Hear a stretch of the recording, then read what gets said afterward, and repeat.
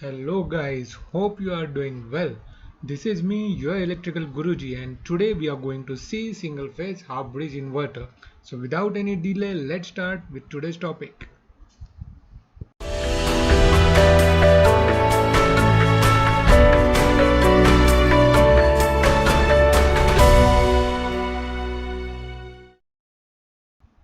So today we are going to study for single phase inverter, what are they, then we'll directly move towards half bridge inverter, then we are going to explain the circuit for R load, then L load, and then for RL type of load.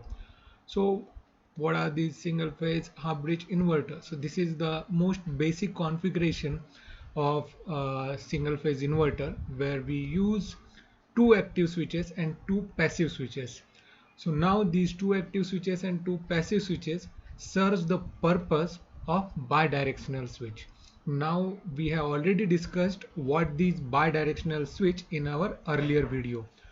The bidirectional switch is used so that we can conduct the current in both the direction, so that the current which was stored in inductor, if we have inductive load, then that can be circulated in the circuit with the help of this bidirectional switch.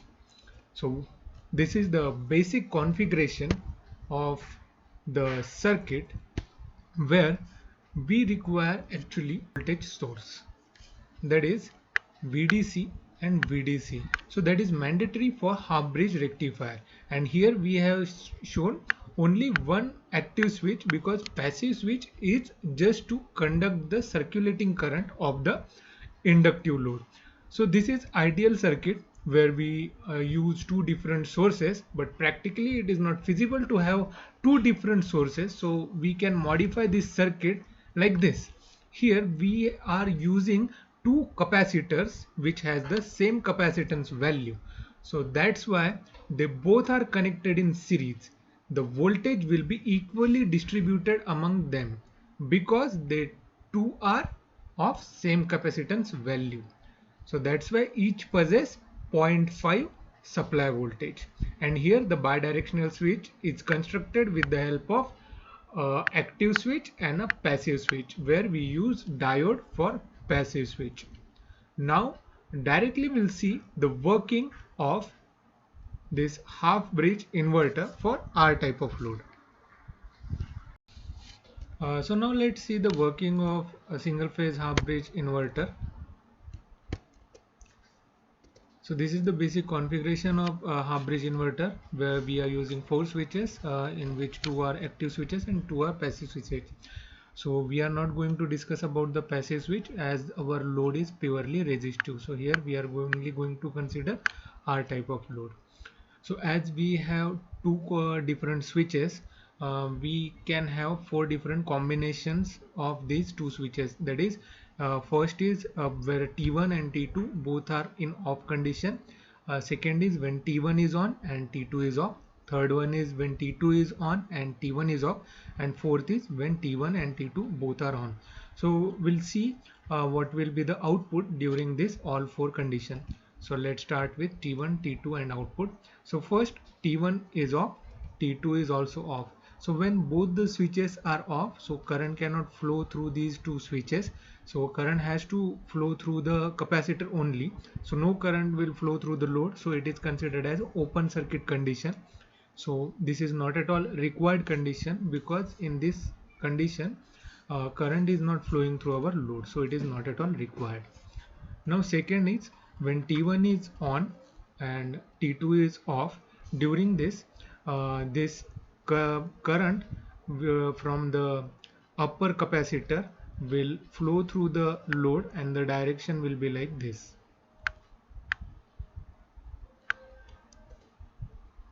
And output voltage across the load will be 0.5 source voltage, and here is the output waveform. Here where G1 gate pulse is provided to T1, that is gate is high, the gate of T2 is low, and here what we see at the output, the voltage is plus VDC by 2. Now in second condition, when we turn off T1 and turn on T2. At this condition, this T1 will turn off, so no current will flow through this capacitor. But now here, as T2 is on, the lower capacitor will be connected in series with the load, and that's why current will flow in the opposite direction, that is in this direction. So that's why the output will be minus 0.5 Vs, that is the supply voltage. So that we can see in this output waveform, where the output is negative and gate pulse is provided to T2 and not T1. Now fourth condition is that when T1 and T2 both are in on condition, so if both are on, then it will provide a short circuit. So due to this short circuit, huge amount of current will flow through these two switches, and that high current may damage the switch. So that's why this is not at all applicable. So we are not going to use this at all. So what we are going to use, we are going to use these two conditions only, and that will be our output voltage. I hope you have understood this. Now we'll see the analysis of this waveform. So here we are going to consider only this output waveform. So we all know that what is Vrms. Vrms is equal to under root of 1 upon T, that is the total time period, integration from 0 to T by 2, Vs by 2, that is the voltage. As it is square wave, the Vdc by 2 is constant, so it is half of the supply voltage. So if we just solve this, what do we get? Vrms is equal to Vs by 2, and that is the voltage equation. Now let's see what is the RMS current, RMS output current. So the load was purely resistive, so the current and voltage both are in phase. So we can see that the output for current will be same as that of that voltage. So the output RMS will be Vs by 2, which will be divided by R, that is the load resistance. So now let's see what will be the working of the circuit if the load is purely inductive. So here is the circuit where inductive load is connected to half bridge inverter. Now the working will be same as the previous method, but here now this D1 and D2 will play a vital role in this circuit. So now what will happen? First we'll turn on T1, and as we turn on T1, the upper capacitor will be connected in series with the load, that is inductive load, and this current will flow in this direction. So now the inductor will get charged from this direction, and that's why the current will start to rise from 0 to that's maximum value. Why? Because the property of inductor is like that, when we suddenly turn on the switch and current starts to flow from the inductor initially oppose the flow of current, and it will try to keep the current at 0, and it will act as an open circuit. But as gradually current gets stored into it, the impedance of the inductor decreases, and at the peak time when it is completely full, or the current will be stored in the inductor, in that case the impedance will be minimum. So that's why it is storing, and here you can see that T1 is conducting. We'll discuss about this D1 later on. For this discussion we'll put it into hold. Now during the next cycle, when we trigger this D2, first what will happen, in order to circulate the current through the inductor in the reverse direction, first we need to discharge the earlier current. So now here this D2 diode will provide a discharging path. Now this will provide a discharging path to this inductor. So now earlier direction of the current was like this. So now the circulating current will be like this, flow in this direction, and the current slowly discharges, and that's why it gradually decreases. Now once it is 0, then the current can be conducted through the capacitor, and the direction of current will be like this through the T2. And initially, so here now T2 will start to conduct, but initially in order to conduct through T2, first we need to discharge the inductor. So in order to discharge the inductor, this D2 will play a vital role. This will provide a path for discharging current. Now again, in next half cycle, what will happen? The current is already stored in this direction.